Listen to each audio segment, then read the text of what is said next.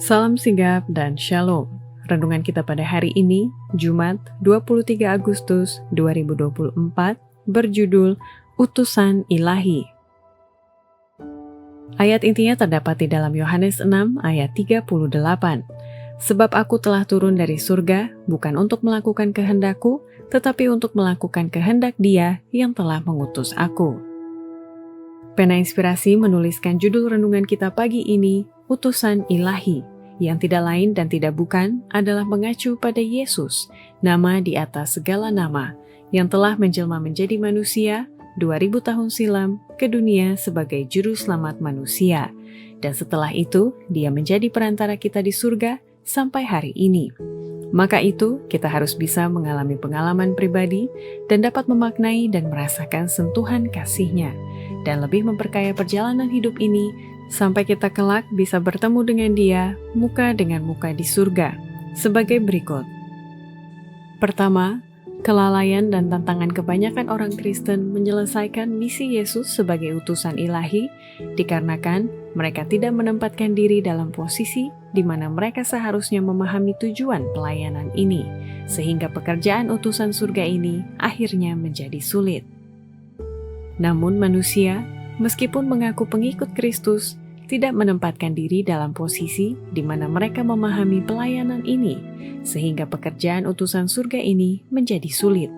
Para malaikat yang selalu surgawi, yang suci dan bersih, namun suatu pekerjaan harus dilakukan dalam membawa suasana surgawi ini kepada jiwa-jiwa yang digoda dan dicobai, sehingga iblis tidak menggagalkan mereka yang direncanakan Tuhan untuk mengisi istana surgawi ini. Para penguasa dan penasihat surgawi bergabung bersama-sama dengan para malaikat dalam pelayanan mereka bagi para pewaris keselamatan. Kedua, kelalaian dan tantangan kebanyakan orang Kristen menyelesaikan misi Yesus sebagai utusan ilahi dikarenakan mereka kurang memperhatikan kebutuhan pelayanan untuk bekerja di tengah orang sakit dan menderita sebagai para utusan kemurahan dan kasih-Nya. Allah ingin agar para pekerjanya bekerja di tengah orang sakit dan menderita sebagai para utusan kemurahan dan kasih-Nya. Ia sedang mengawasi kita, melihat bagaimana kita memperlakukan satu sama lain. Apakah kita seperti Kristus dalam memperlakukan semuanya, tinggi maupun rendah jabatannya, kaya ataupun miskin, bebas atau terikat.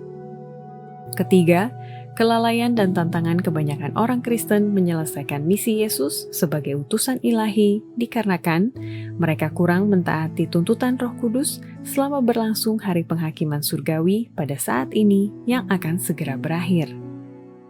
Allah bergerak ke atas semua pikiran yang terbuka untuk menerima pengaruh Roh Kudus-Nya. Ia sedang mengirimkan para utusan kita agar mereka memberikan peringatan di setiap tempat. Allah sedang menguji kesetiaan setiap gereja dan kesediaan mereka untuk menaati tuntunan Roh. Pengetahuan harus ditambahkan. Para utusan surga mestinya tampak berlarian ke sana-sini, berusaha dengan segala cara untuk memperingatkan orang-orang tentang penghakiman yang akan segera datang dan memberitahukan kabar gembira keselamatan melalui Tuhan kita, Yesus Kristus. Keempat, kelalaian dan tantangan kebanyakan orang Kristen menyelesaikan misi Yesus sebagai utusan ilahi dikarenakan mereka kurang memberikan waktu khusus untuk mengajar, melatih, dan membujuk pria dan wanita untuk memusatkan perhatian mereka pada kabar keselamatan. Kita diperintahkan untuk pergi sebagai utusan Kristus untuk mengajar, melatih, dan membujuk pria dan wanita untuk memusatkan perhatian mereka pada kabar keselamatan. Bagi kita juga diberikan jaminan penyertaan Kristus. Apapun kesulitan yang harus kita derita, apapun cobaan yang harus kita hadapi, janji yang mulia itu tetap menjadi bagian kita. Ketahuilah, aku menyertai kamu senantiasa sampai kepada akhir zaman. Demikianlah renungan kita pada hari ini. Kiranya Tuhan memberkati kita semua.